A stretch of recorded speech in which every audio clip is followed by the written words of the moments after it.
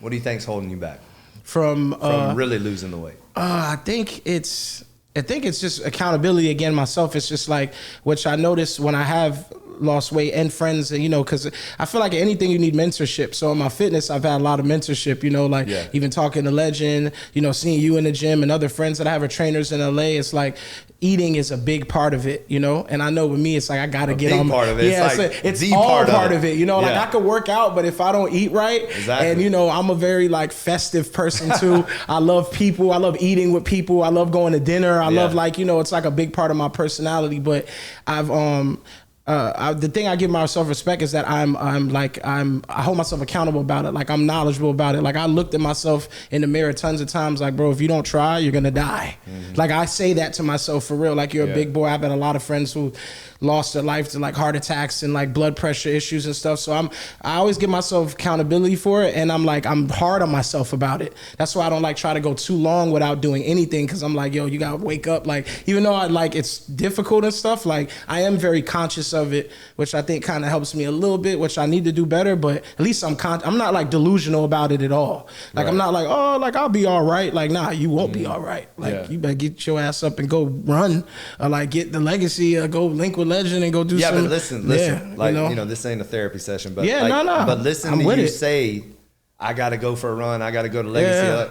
You're forgetting that you're doing that. Yeah, it's the other. Oh, it's the other stuff. Yeah. So you got to get in the mindset of saying like, I gotta stop eating this. Yeah. I have to choose this over this. Yeah. You know what I mean? And especially for a duration of time. So we just talked about life and the infinite game, right? Yeah.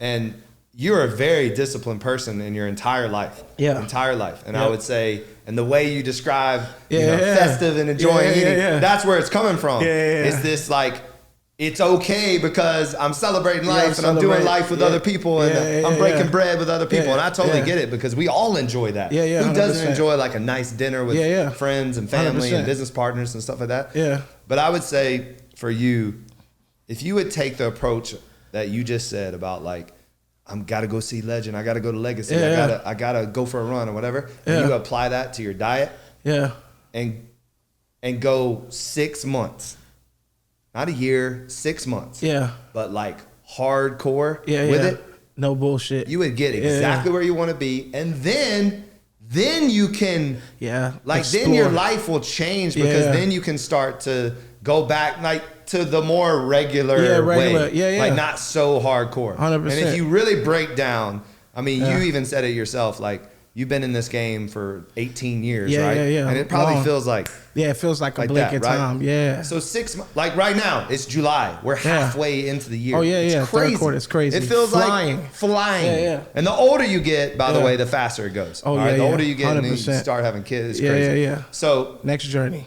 6 months is nothing. Yeah. 6 months is a like blip of time. Yeah.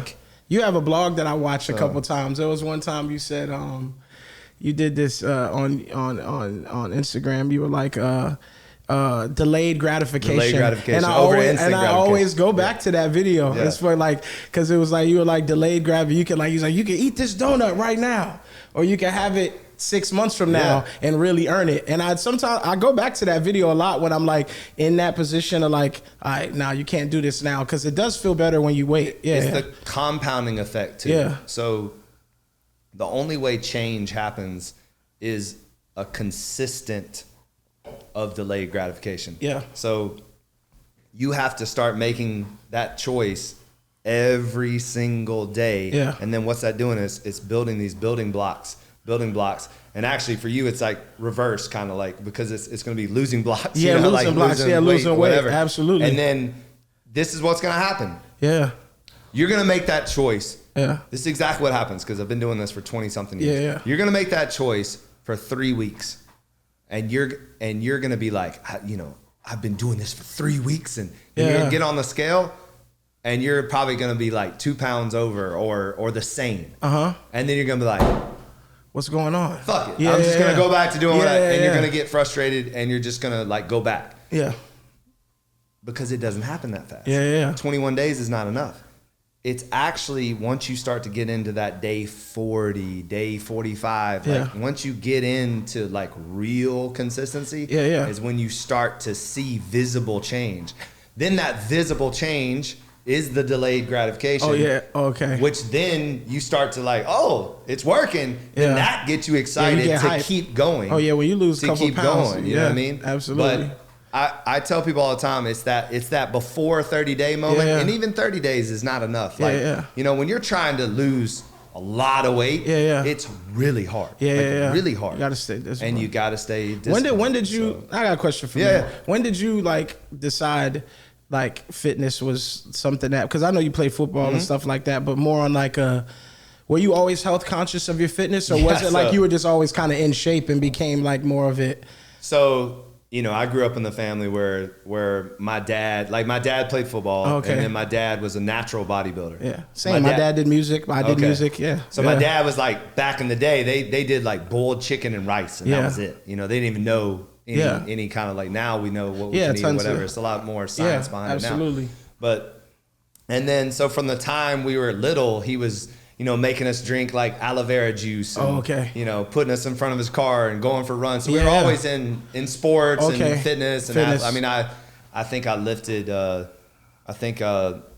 was like 3rd grade or something when I got my first dumbbell set, you know. And I was like, we have a video and I'm like, look, Mom, dumb bars. You know, I call the dumbbells dumb bars. Crazy. And my dad definitely instilled the discipline in me. Like that's, you know, and it wasn't easy back then at all. But, of course. But I would, you know, like now I look back on it, that was the greatest thing he ever did for me. 100%. Waking me up at 5 a.m., you know, all this discipline stuff. And then football too, I would say football creates an obscene amount of discipline. It's just like crazy discipline. And then, you know, you get into fitness modeling and acting and stuff like that. And then, so when I got into fitness modeling, everybody kept telling me I was too big.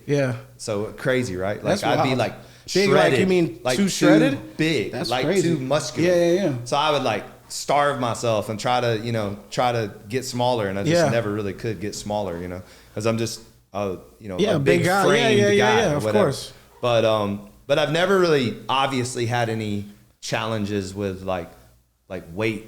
You know, I've always been a in shape person. But I will say this: I've also never not worked out, never really like said I'm gonna eat bad. You know, I've never also chosen the other side, you know, whatever that looks like, right? So I've always been, like, I would say this, I mean, no days off for me is like literally pretty literal. I call it separation season. And what I mean by that is I love to show up when other people don't show up.